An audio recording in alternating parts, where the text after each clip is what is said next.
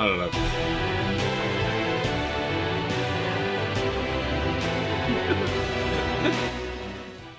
There was there was a little part of me then that was like, is he talking about like what we're gonna do content wise, or what's he on about? Because Man, what are we gonna do? You won't be able to hear it just because of the microphone being muted, but during the countdown we can actually talk to one another. And then it came to a few seconds before we start. He goes, "Oh shit, what are we gonna do?" That does sound like without a plan. Yeah, if that isn't our filming career in a nutshell, like that sums it up. Really, oh fuck! Shit, what are we gonna do? We've started that in some of the episodes now. You look at them, and the conversations between us start with, "What are we doing?" I was like, "Oh, that's been going on since the Empty Mind Palace." We're just keeping true to our what do they call it? Or like on the back of the book, it would be a blurb. That's far too many B's in one sentence. Keeping to our kind of TV guide breakdown. Two guys point a camera at some stuff, and we'll see what happens. Yeah, and the audience know what they're getting. Do they? We're consistent. Well, that's no. The audience know what they're not getting. There we go. That's the one. Evening, Craig, sir. Evening, sir. Evening, Craig. He knows what we do, Tim. Sorry, I don't know what to do.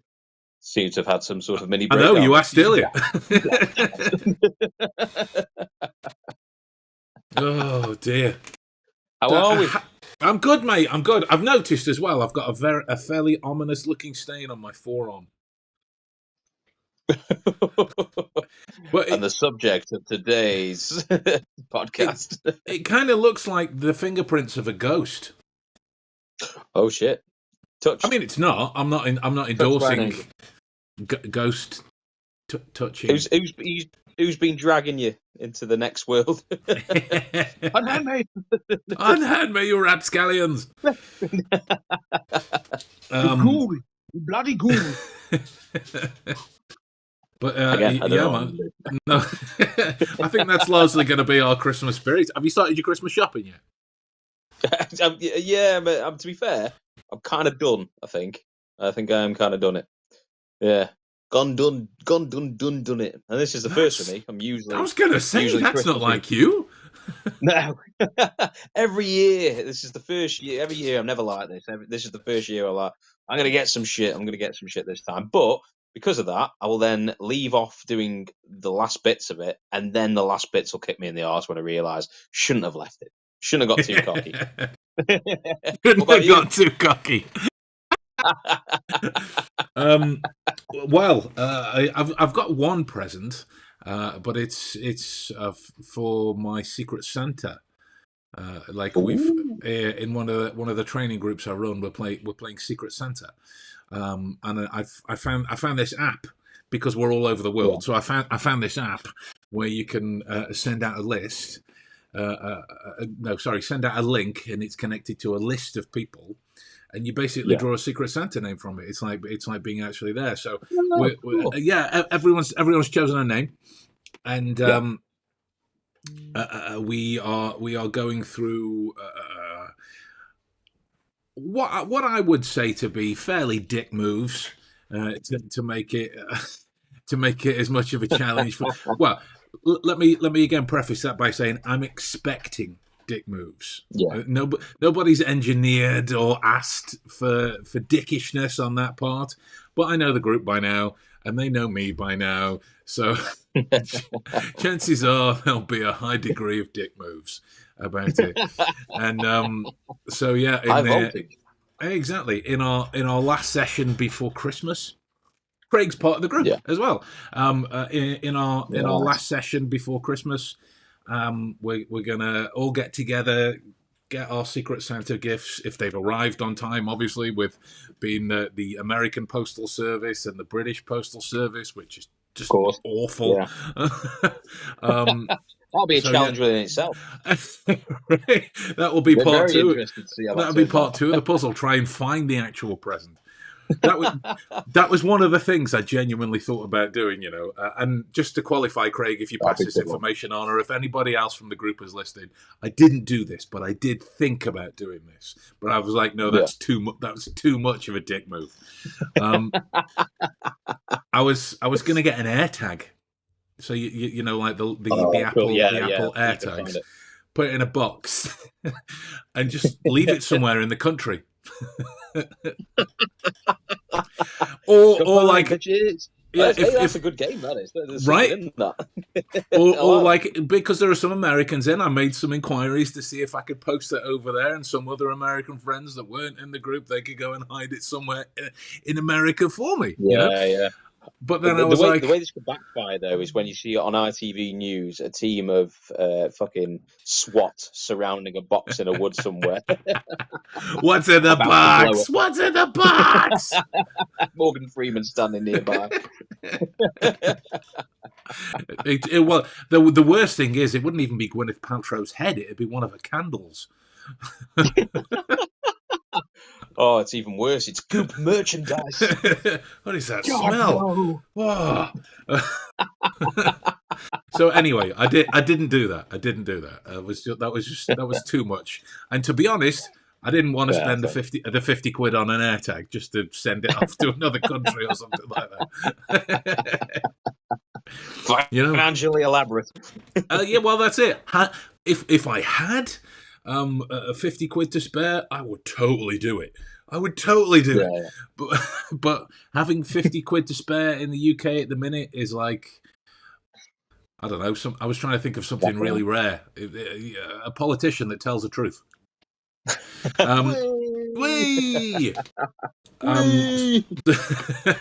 We went a bit fast show there.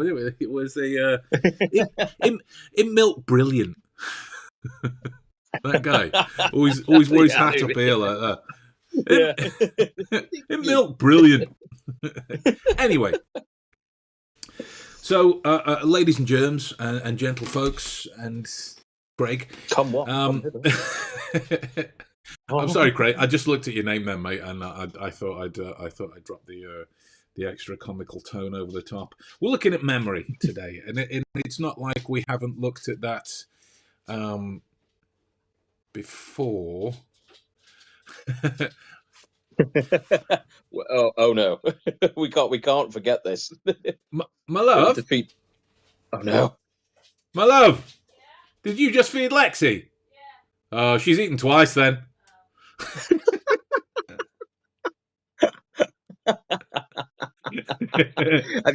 It's like you saved that conversation for this moment. No, talking about memory. I was, because you know where I am. I'm in my living room, and I glanced over to the kitchen door, and Lexi come walking back in. Like, oh dear, little scallywag. She's having a good Thursday.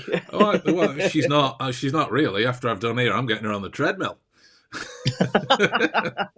She thinks she's having a good Thursday.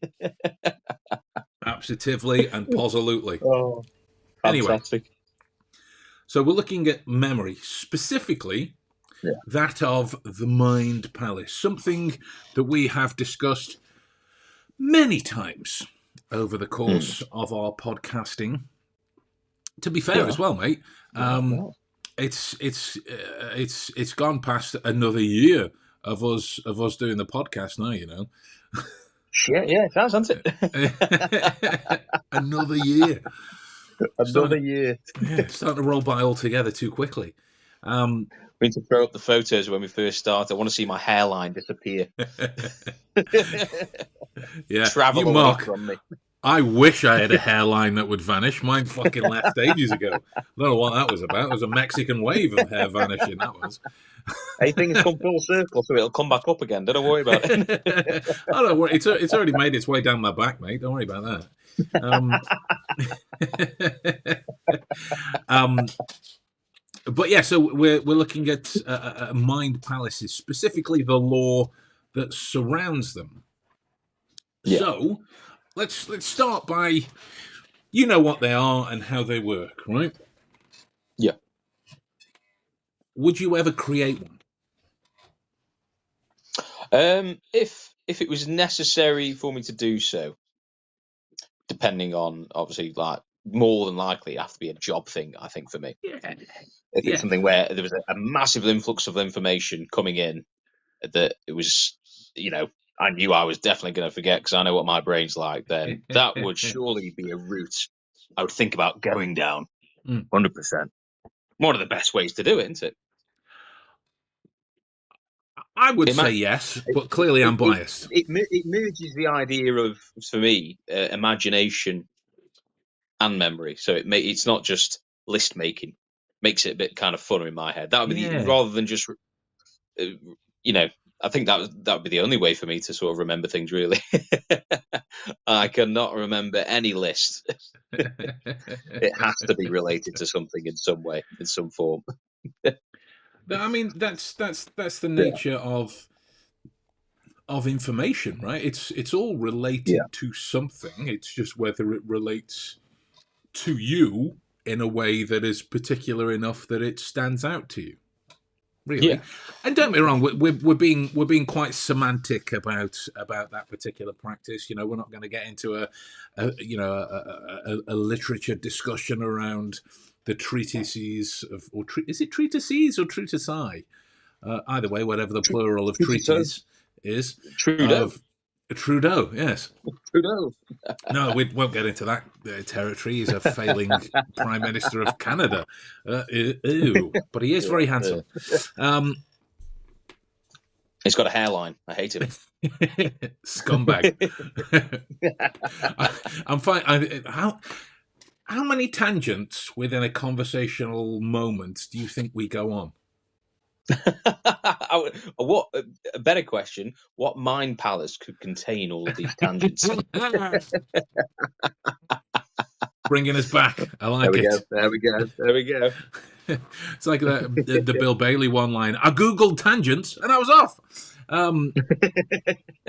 So just as a thing, like I find myself now whenever I watch an episode of Psych, and Sean references how incredible someone's hair is, I'm like, yeah, I felt the swell of jealousy as well.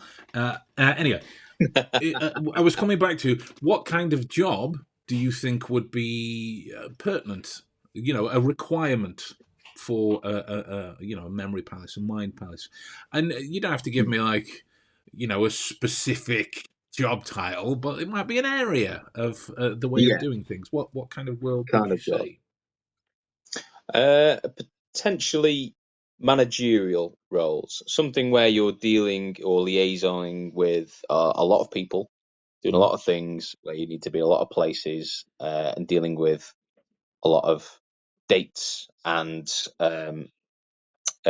different situations. So it's not just sort of the same thing that you need to learn. Well, it's not the same area that you need to learn. It's a job that's going to have a lot of tangibility to it, which I suppose could be something like an event manager of some sort. Couldn't these event managers, they deal with a lot of venues, a lot of different people, a lot of different scenarios, and they're always on the go.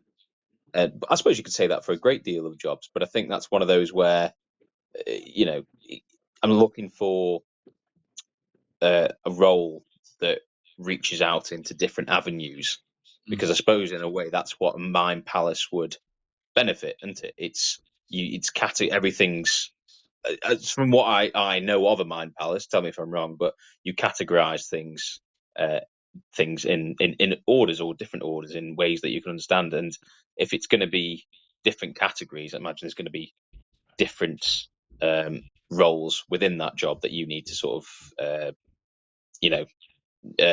remember different things for. Yeah. Like I say, so going back to the whole event manager thing, something like that, where you're dealing with a lot of different aspects and roles, and different people and different places. I think, yeah, Memory Palace would really serve that job. in my opinion, anyway. That kind of thing. To be fair, it could fall broadly across managerial sort Totally, of mate. roles as well. Totally. Because in a way, you could adapt it to all Yeah. roles. It depends on the person, not Yeah. necessarily the job. I suppose the person and how they approach their job creatively. That's the Yeah. key. That's the key for me. Yeah. But like some of the things that we get asked, about memory palaces en masse is like, how do I make one? How do I do this? How do I do this? And the question that supersedes all of that is, should you even bother?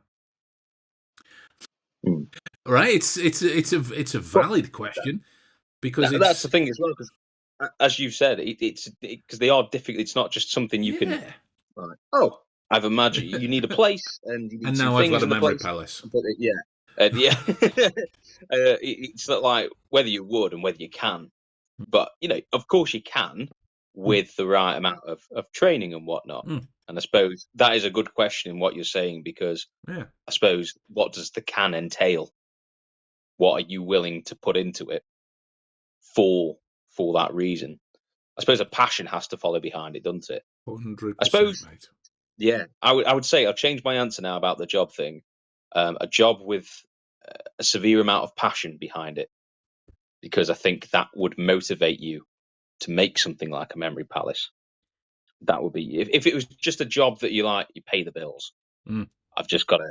I'm not. I'm not. I Mm. just have to go there to make the money, and then I come back Yeah. to the things that I want to do. Yeah. But if the job is part of that world, and it's like my job is, like it's everything I've strived to be, and I've worked so much for it, and it's a very passionate entity within yourself, then 100% that is a mind palace scenario right there.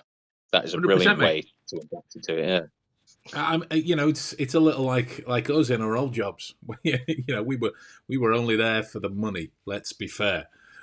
Yeah. Right. There for the Let's be fair.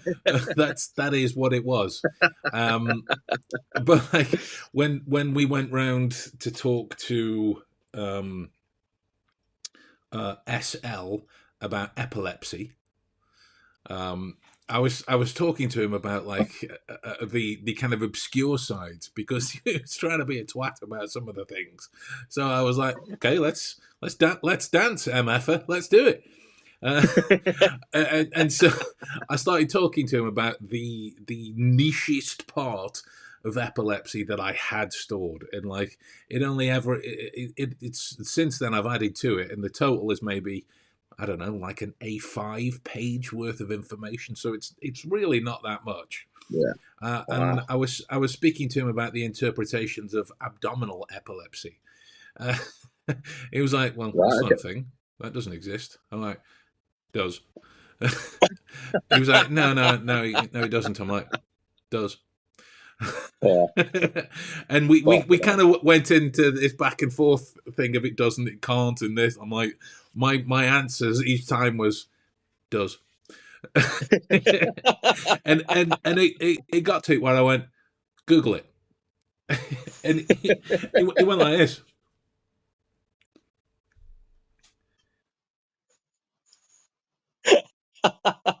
So on with the training.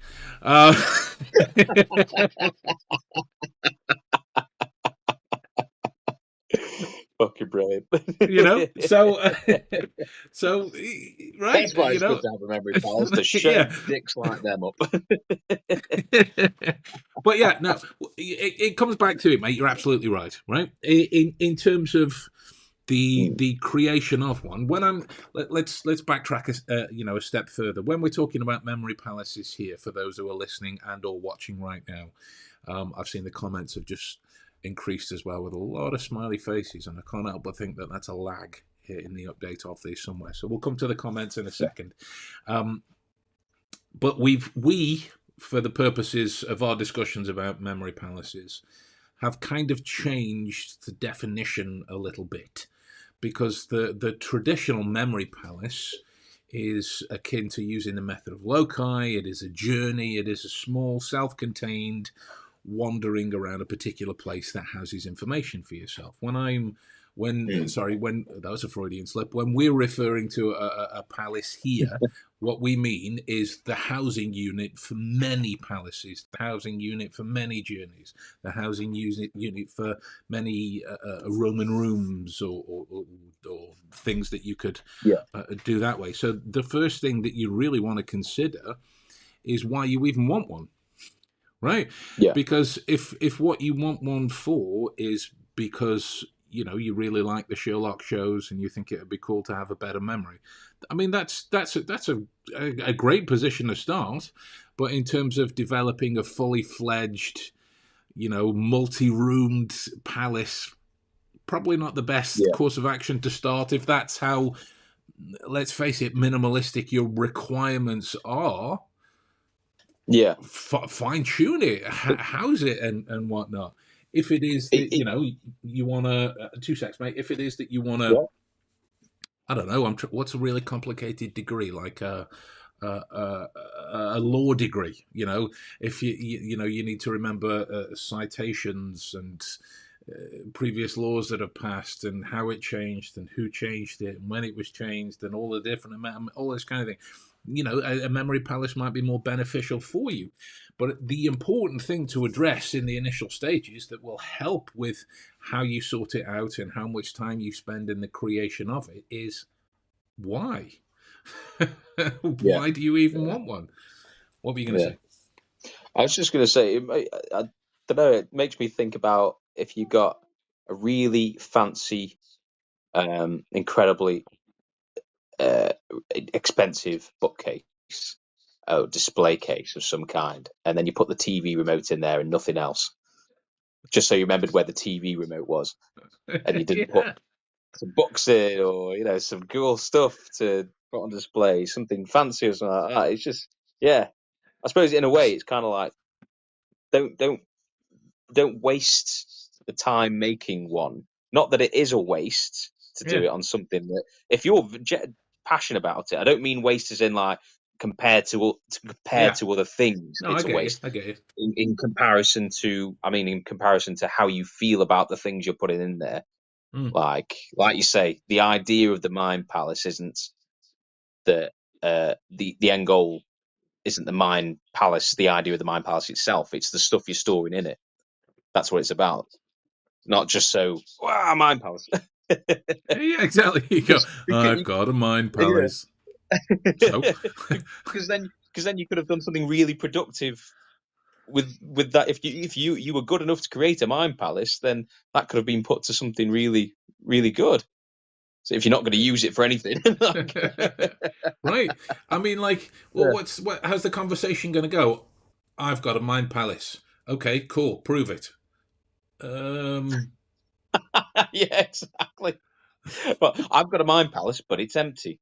And I didn't mean that. I didn't mean that as a punny. I genuinely didn't mean that as a very, very crude way of mentioning the web series. I just genuinely meant, how do you prove? How do you prove that someone hasn't got an empty Mind Palace?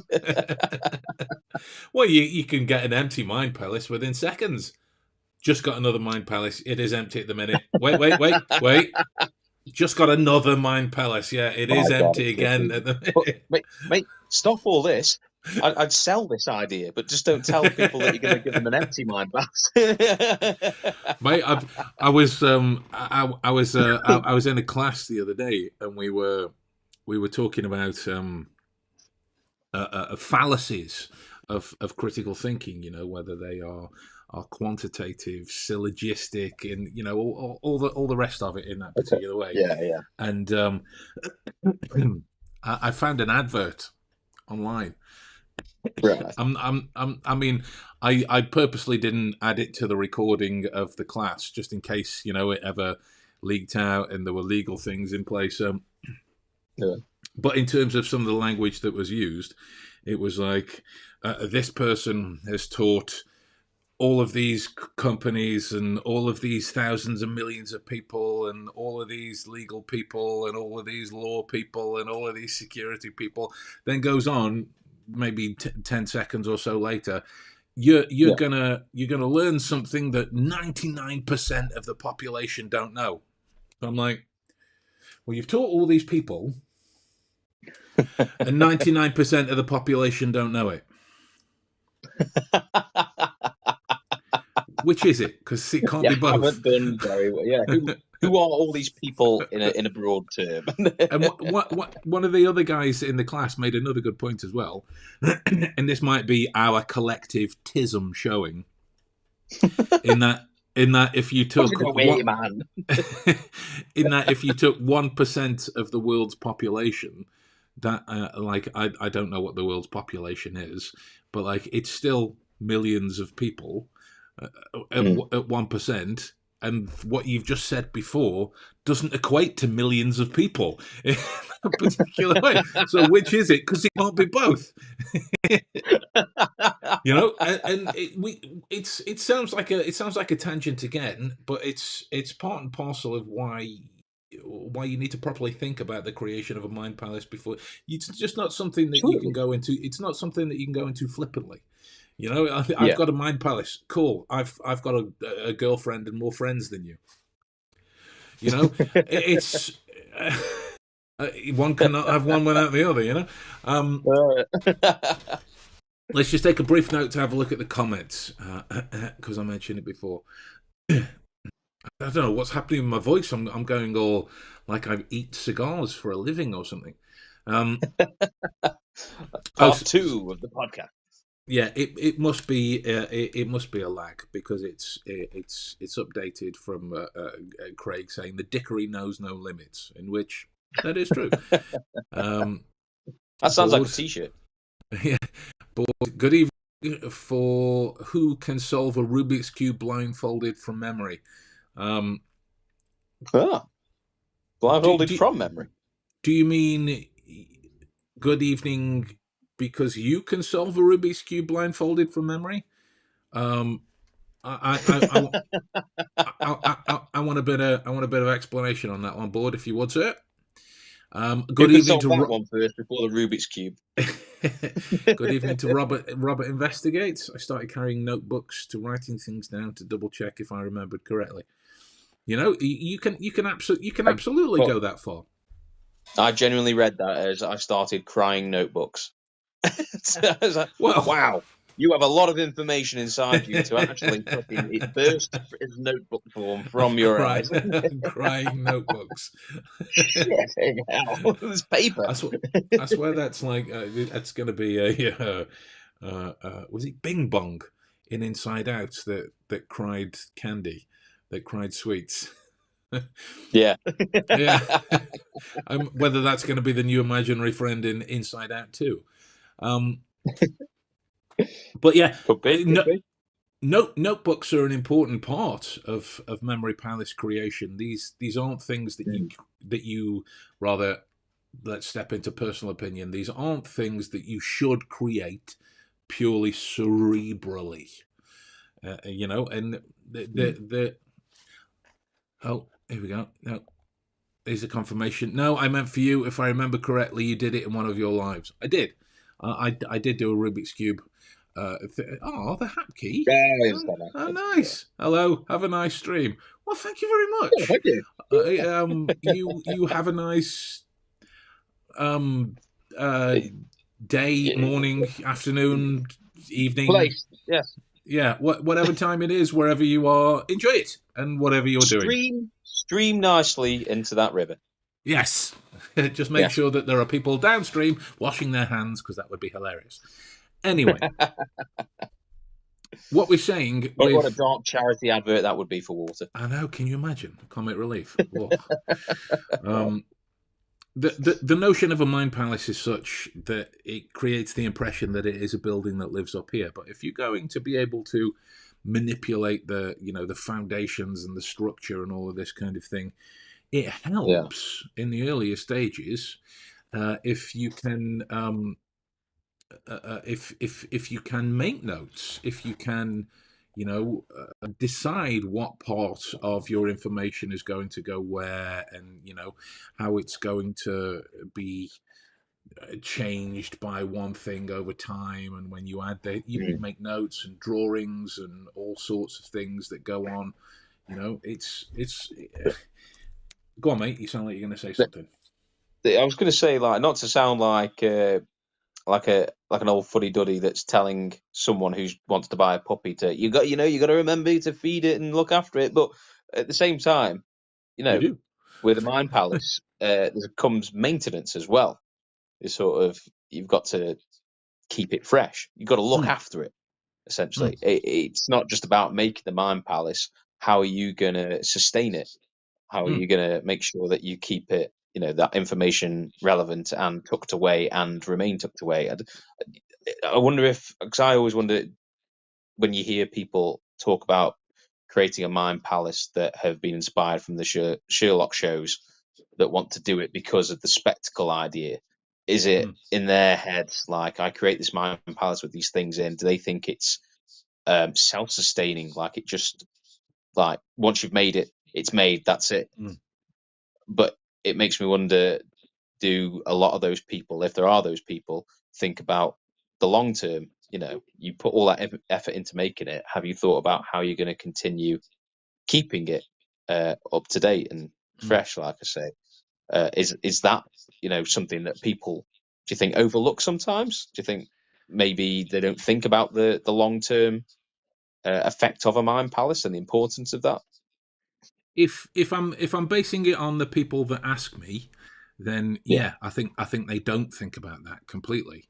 But comparatively speaking, there may be thousands of people that actively do think about that. But it's a worthwhile thing to note, and it does kind of circle back to what we were saying about the point of a mind palace. In that the point of it is to be empty, right? That's the real point of it, and that's what essentially led to our collective theory that formed a part of our version of the empty house, the empty mind palace.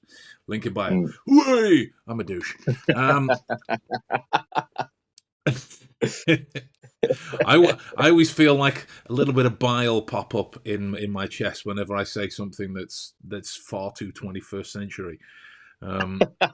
Like I was talking to someone, obviously not going to say their name, the other day, and bro slipped out of my mouth. I was like, yeah, bro.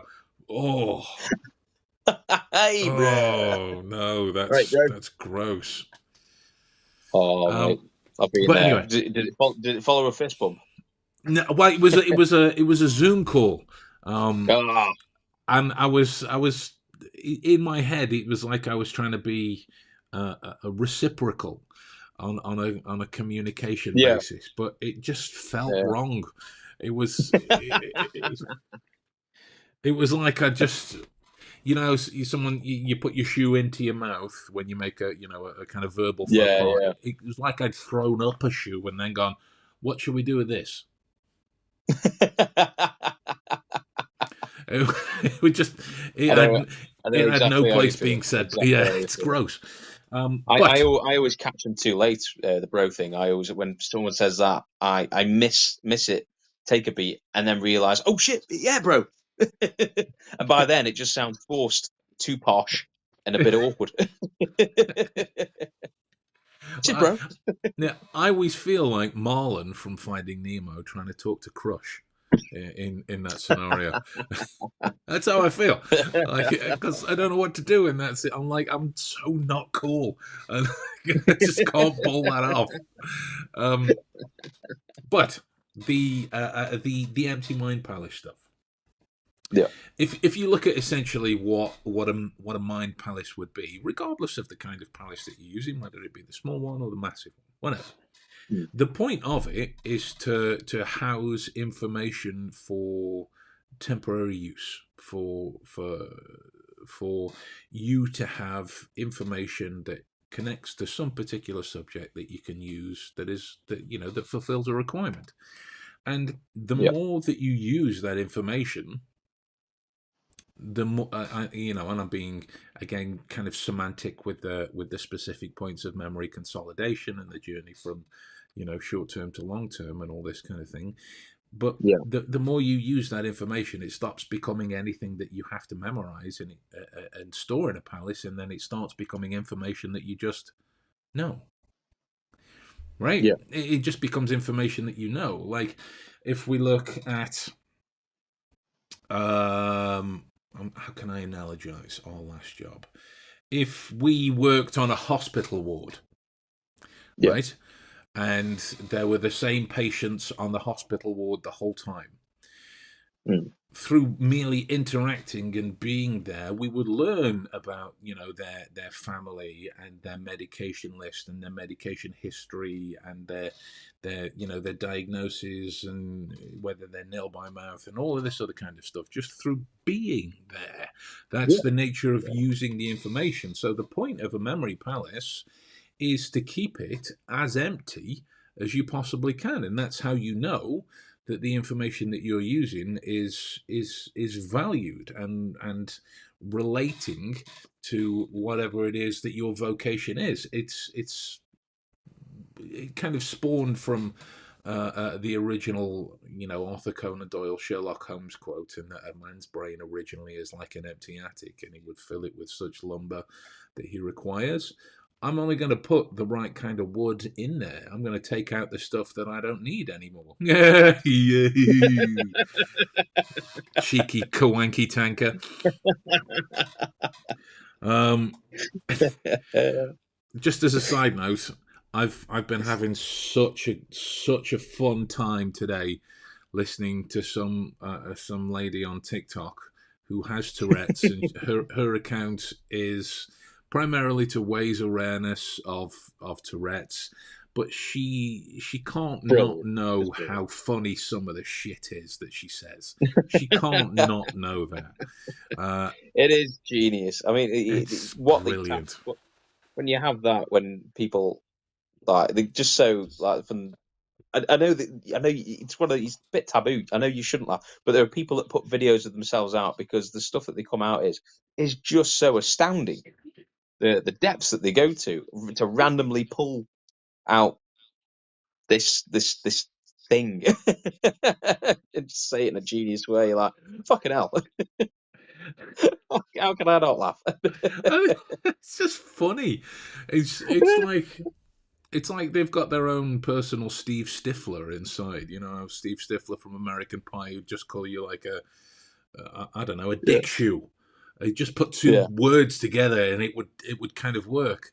Well, yeah, yeah. I will get back to memory palaces in a second, but I was watching this video from this lady earlier, and her boyfriend's called Colin, and she started the Mm. video. Me and Colin have been thinking of ways to fuck, and just left it there. It's brilliant. It's just opening some popcorn. This is clearly made with coconut dick. Brilliant. It's just brilliant. So anyway, we'll circle back to mind palaces, and the reason we're hopping on about these particular points is you know, is a few fold. I've not counted how many fold, but it is a few fold. It is because It's a good old cheese fold. yeah, cheese fold. Oh, I could Cheese eat fold. some cheese. I could eat some cheese folds. Cheese fold. I could fold some cheese. Yeah. I could fold a fart right now. Could you? What? Who? I said cheese. Cheese, damn it. Anyway, so it is part of memory palace work that, at least in my experience, very few people seem to consider. The whole point of why you want one in the first place. The whole notion of what kind of information that you're going to keep in there. There's certain rooms in my palace that are designated miscellaneous. Right, so I've stored some random stuff in there over the years, but the more I've used the information, the more it just starts to become things that I know. You know, Can you? I have to, because obviously I don't have the Mind Palace, but I know with how do you yours, know? Can you prove it? maybe I am the Mind Palace.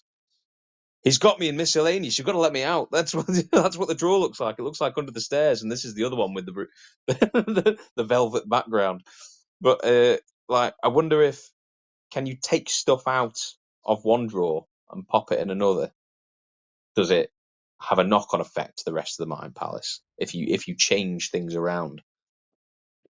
Let me answer that with a kind of demonstration of sorts, right? Okay.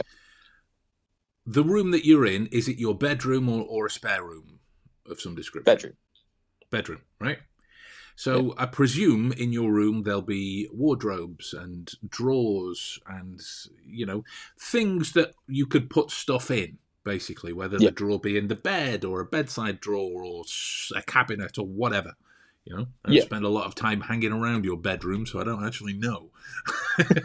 He's lying. I'm there now. But there's that kind of stuff that's in there, right? Yeah. So is there a drawer or a cabinet of something, some kind of? No, there is. There's something to your right, because you didn't put the Guinness on the table. You put it on the floor that time, didn't you? Yeah. So is it a drawer, or is it just a table or something? Is it a drawer? Yeah. There's a bedside table. Cool. Does it have a drawer in it? It does have 2 drawers. Okay, 2 drawers. Perfect. Do you know off the top of your head, not like the amount of things, but do you know what is in the drawers? I know what's in one of the drawers. That'll do. Is it legal enough that you can actually say out loud what stuff is in the drawers? Yeah. It's my passport and a Your dildo. passport. Obviously. Who keeps a Gideon Bible in their drawer anymore? That's what Right? we keep the dildo in. You keep it in a Bible. That's blasphemy in a nutshell, right there. We Bible bash. Let's move on from this flagrantly offensive thing very quickly before we get cancelled almost immediately. Oh dear God. Oh no. So the drawer that contains your passport, is it the only thing that's in there? There are other things, but you just don't know off the top of your head. I know the documents. I can't remember. Okay, absolutely fine, right? Yeah. So now, just humour me a minute, right? Don't kind of point the phone at your things and all that kind of stuff, but just humour me a minute. Go to the drawers and take your passport out of one drawer, put it in the other, and then come back to the position that you were in.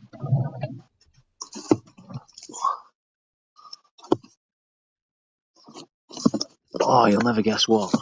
What? There's no passport in it. That's fine. Move one of the. Can we pretend there's a deck of cards? I said deck of cards. Okay, sure. Deck of cards. I was going to say that'll do. Where the fuck's my passport? Buggered now. Oh, brilliant. End podcast. God, look how much my veins popped up on my head then. That was great. We couldn't have written that any better with you saying earlier, I don't have a mind palace, and then your passport just not being there. That's brilliant. It all connects round. Oh, that's great. So, how awesome would it be if I pulled out my passport now if this deck of cards? I would end the podcast for you right there, just abruptly. I'd end it. Is this the trick you're pulling right now? Oh, dude. Some David Blaine shit right there. Phenomenal, mate. Absolutely phenomenal. That's great. So put your deck of your passport in the other drawer. Put it in the other drawer, and then close the drawer. Oh, my passport! Was it by the dildo all along? It was the dildo. So, right, you can come and sit back down in your position. Get in which position. is clearly on all fours on top of the dildo. Woof. Woof. So, right, you removed your deck of cards out of one drawer and put it in the other. Yeah. Yeah? Did you put the deck of cards on something in particular in the other drawer? On a piece of paper. On a piece of paper, right? Can you picture that piece of paper in your head? Yeah. Did I don't want like if it did have any writing on? I'm not looking for what it was, but like, did it have any writing on? Did it have any images on? Was it plain paper? Was it A5, A4, pink, yellow, green? You know, It are there any? it was what I believe it was A4 folded. It had pink writing on. It was like pink text Right. No, written on it. that Yeah, is the nature of moving things within a palace, right there. Right. yeah. We moved Okay. your passport initially out of the place in the palace that it was into somewhere else, and you make the new connection. What you would have to do from there is continually make the connection in order to make sure that your recollection of this had that new place stored. So if it what like Yeah, I have the same set of fidget items on my desk all day, right? yeah. I have Guess Who cards, 3 different sets, Nice. so I can practice remembering names and faces and patterns and all of this kind of thing. I've got a Yeah, pen. I've got a pen that I fiddle with, and coins that I roll, and my yeah. Deadpool coin, which is Nice. brilliant. You know, that I practice sleight of That's hand with, right? So now yeah, those are the images that I could remember that are in front of my keyboard from now until the end yeah, of time. If it was that on a cleaning mission, I decided to, I have a filing cabinet down here, but the camera's fixed over there, so I obviously can't show you. If I decided to put the Guess Who cards in the filing cabinet, I would need to open it up and I would need to connect it to an item that's already in there. You know, yeah. I would connect it to Adam's passport. Oh. You've been watching Coddle and Goddle. Who's on first? What? Now! So, but that's the nature of changing things. It is possible, but you just need to reconsolidate the change and make sure that the change of items stands out in a mnemonically significant way. Because if it was that you've just moved your passport off of, you know, your cards off of some paper onto some different paper underneath, then you would need to make the different paper underneath an important part of that connection in order to seal its new place within that particular situation, right? It's a lot like I'm not gonna ask you to go and count right now, but could you tell me? 3, man. Could you tell me, is it like actually think about the answer? How many knives you have in your kitchen? Oh fuck! I'm including all kinds of knives: bread knives, meat cutting knives, party knives. I don't even know what that is. I'm making up a kind of knife. So 3. Mick Dundee knives. Possibly, I might be actually on the number here. It might actually be 10.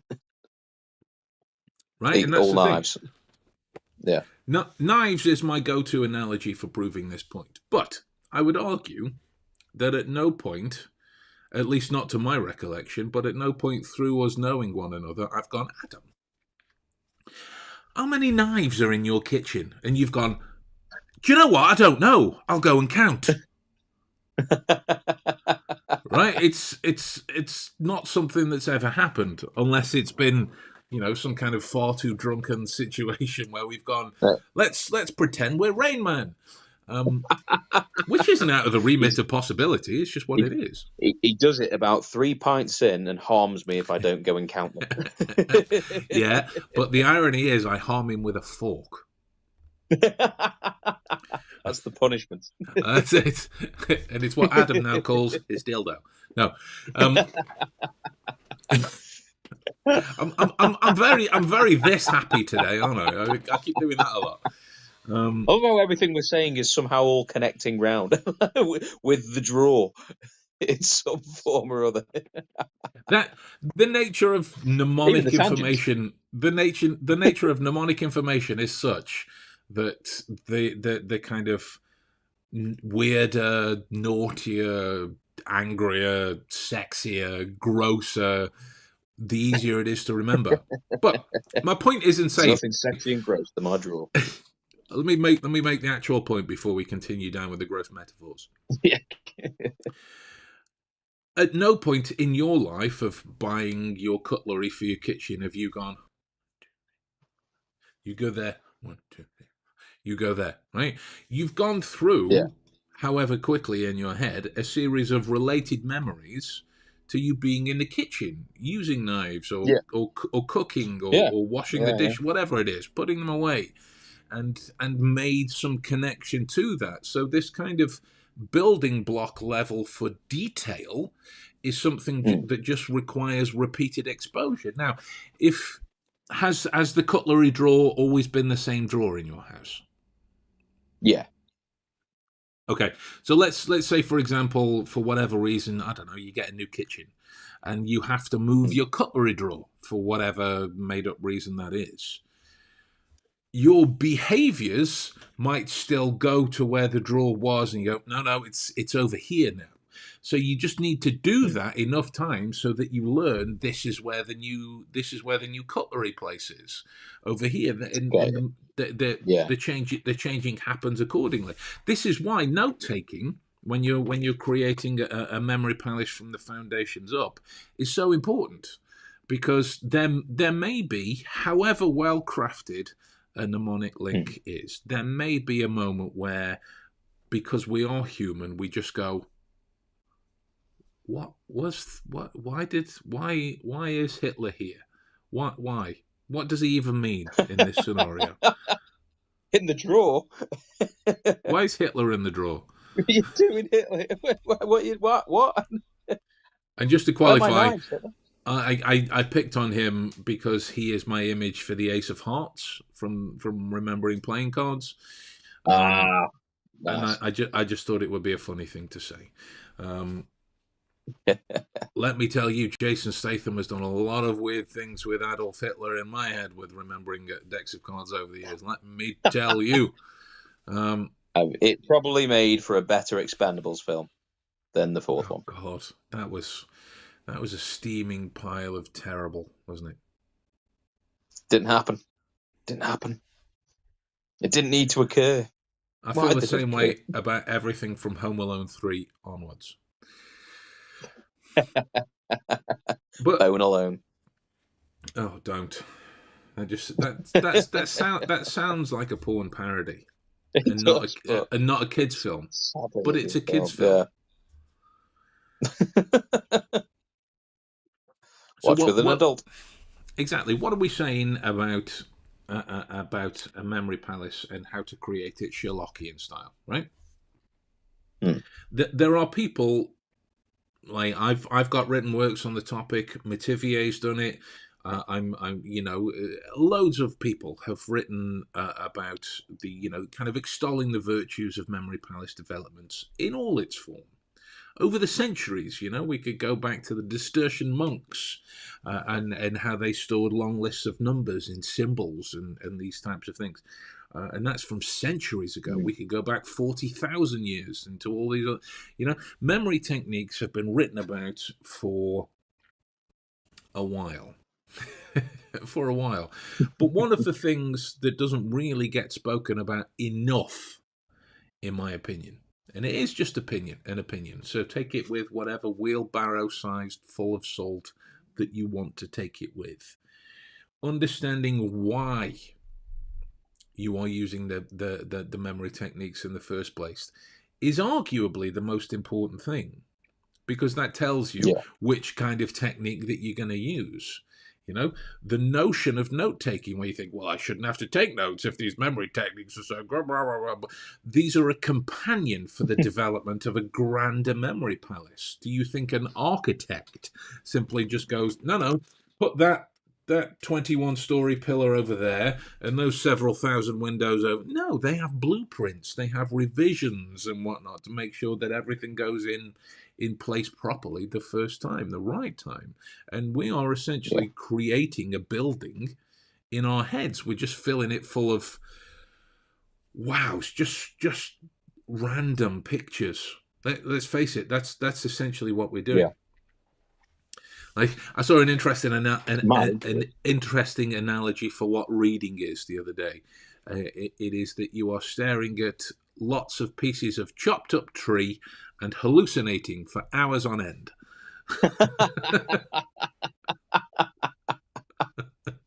I like it. I like it. I mean, it bizarrely conjures up something else entirely, doesn't it? But it is the truth. It is the truth, unless But you're it is. reading books on But it mushrooms, is. then it's a far too literal truth. Well, there we go. There's a good question come in from Mr. Investigates. What exercises would you suggest to help build a better memory? This is one of those things where I was actually writing about this today because I've nearly finished the monographs too. Nearly finished it. I was actually writing about this today, in answering some of the questions that we get loads. What books should I read? What exercises should this type of thing? But exercises it was in terms of practicing deduction. Exercises for memory didn't pop up. So that you've asked it here, it kind of pops up in the same way. What exercises would you suggest to help build a better memory? Using it. Boom. That's the one. Right. How do you drive a car? You got to use it. Exactly. We can, and when I say we, I mean humans in general. If you're kind of interested in memory development, we can overcomplicate things, right? We can. It is a lot like the first time I sat and watched Chris Hemsworth's Limitless, because I love that kind of practice of pushing physical boundaries and mental boundaries and capabilities and this type of thing. Chris Hemsworth's fun, but I didn't really care who presented it. It was an interesting thing. But it came to a title. The episode was Memory, right?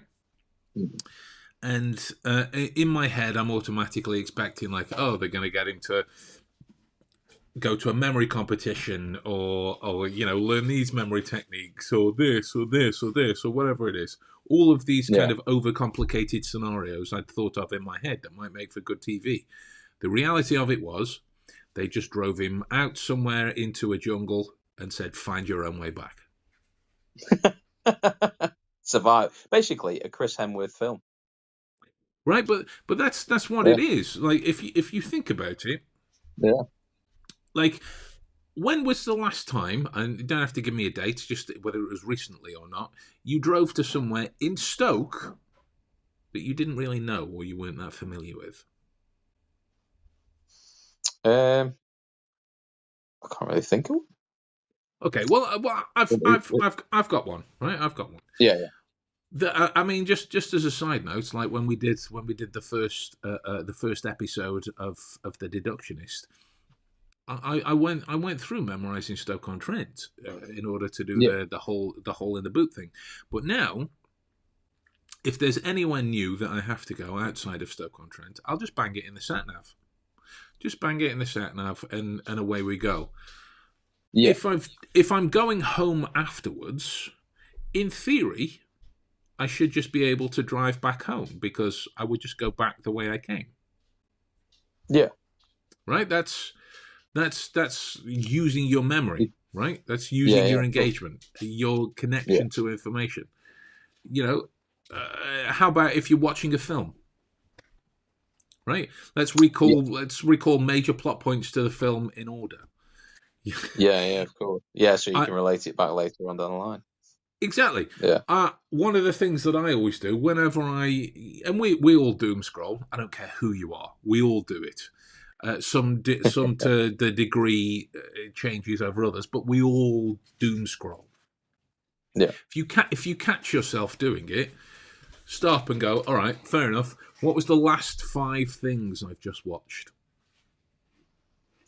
Yeah, that's a good one, isn't it? Right, just as kind of bring yourself back down to, all right, I'm not just letting this information watch over my kind of slow Yeah. blinking corpse.